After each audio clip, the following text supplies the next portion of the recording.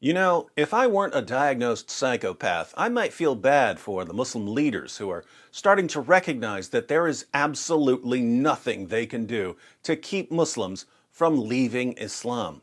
Can you imagine 14 centuries of slaughtering unbelievers in the name of Allah, raping female captives, forcing people to convert, and executing anyone who tries to leave, only to lose it all because the internet, Facebook, YouTube? While Muslims are still running around thumping their chests and screaming, Islam is the fastest growing religion in the world, Muslim leaders are getting call after call after call. My son just said he's no longer a Muslim. My daughter just said she doesn't want to wear the hijab. And the Muslim community can't figure out what to do because they're not used to this. For 14 centuries, they would deal with apostasy through violence and intimidation. Now they can't, and there's no plan B in Islam. Bilal Phillips warns the Muslim community of Canada that they're in trouble. The Muslim community here, in a minority circumstance, is a high-risk community. He admits that in a Muslim country, the situation is different because of the cultural pressure to conform. Back home in our countries, where people grow up practicing Islam as a culture, as tradition, everybody conforms because of the pressure of the community, the relatives, etc. The result is that it's rare for people to announce their apostasy in Muslim countries. It is rare that you would find back home a young man or a young woman addressing their parents, their family, and telling them, I don't believe in Allah. But things are different in the West, even for Muslim parents who are raising their children to be devout Muslims. While I was in Doha, Qatar, one sister called me from here, from a religious practicing family, Islamically active. She said, my son memorized the Quran at the age of 10.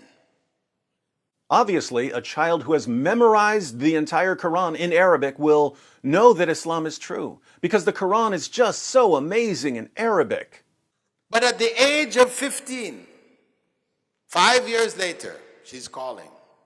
She said he came home and told us that he doesn't believe in Allah. Phillips is hearing so many stories of young people leaving Islam that he has to warn the Muslim community about the coming avalanche of apostasy. And if we don't take constructive steps to deal with this, it is going to become an avalanche, a tsunami that is going to hit our community in such a way that we will have a very difficult time standing. It will knock us over. An avalanche of apostasy? An avalanche. A tsunami of apostasy? A tsunami. What's it going to do? It will knock us over. But Bilal Phillips believes that there's a solution. What's the solution, Bilal? So this is what we have to convey to our young people. We have to connect them to the Quran intellectually, emotionally, psychologically, physically, in such a way that they have no doubt. Connect them to the Quran so that they have no doubt. That is adorable. Bilal, young people reading the Quran is what gives them doubts, because the Quran totally contradicts everything they're told by their Muslim leaders and their Muslim parents. When young people read the Quran and they go to their Muslim leaders and their Muslim parents and they ask, why does Allah command men to beat rebellious wives? Why does Allah command us to attack Jews and Christians?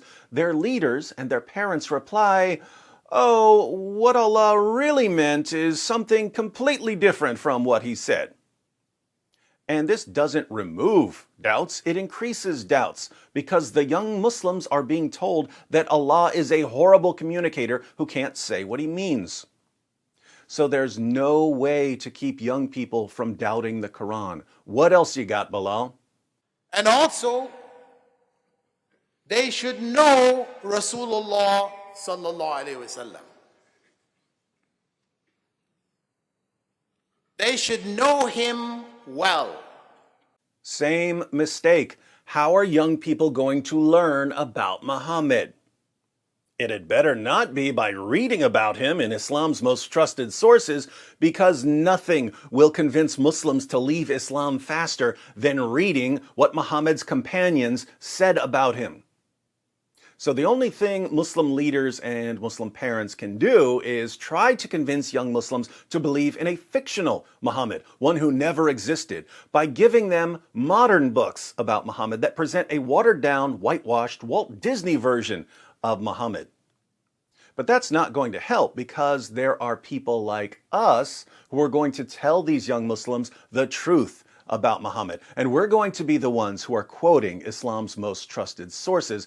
And the young Muslims are going to realize that their leaders and their parents have been lying to them.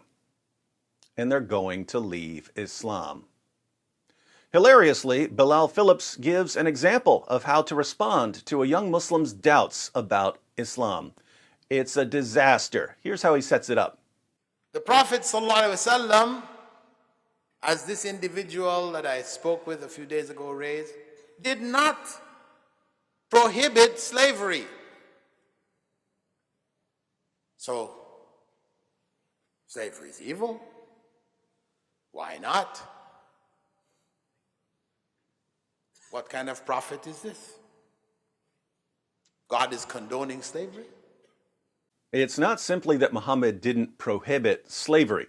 It's that Muhammad bought, owned, sold, and traded slaves and had sex with his female slaves, and Muslims in the West have been told that Muhammad abolished slavery, and they're realizing that they've been lied to and that they can't trust their leaders or their parents.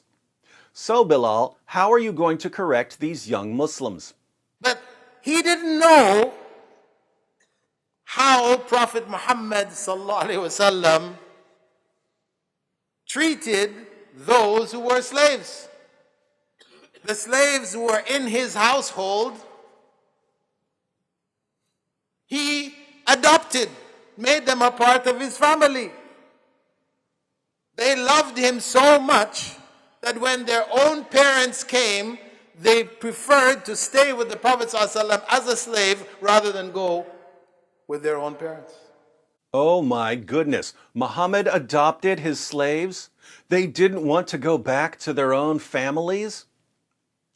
There are young people who are dumb enough to fall for an answer like that. But when they go and share that answer on the internet, they're going to be in trouble. What happens if they take a closer look at Bilal's response? Here's what they'll find. Muhammad didn't adopt his slaves. He adopted one particular slave, Zayd ibn Haritha. Zayd was Khadija's slave before she married Muhammad. When she married Muhammad, she gave Zayd to Muhammad as a present. Zayd's parents eventually came looking for him because he'd been kidnapped, and Zayd said that he was going to stay with Muhammad. Muhammad was so impressed that he adopted Zayd, and Zayd was then called Zayd, son of Muhammad. This was before Muhammad declared himself to be a prophet.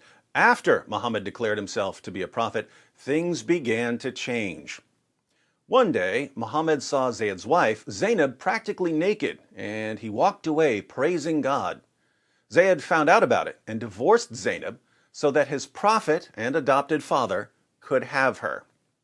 Muhammad married Zainab, but this caused an uproar in the community because marrying the wife of your own adopted son was frowned upon by everyone. Allah really doesn't like people criticizing Muhammad, so Allah abolished adoption. There's no more adoption in Islam.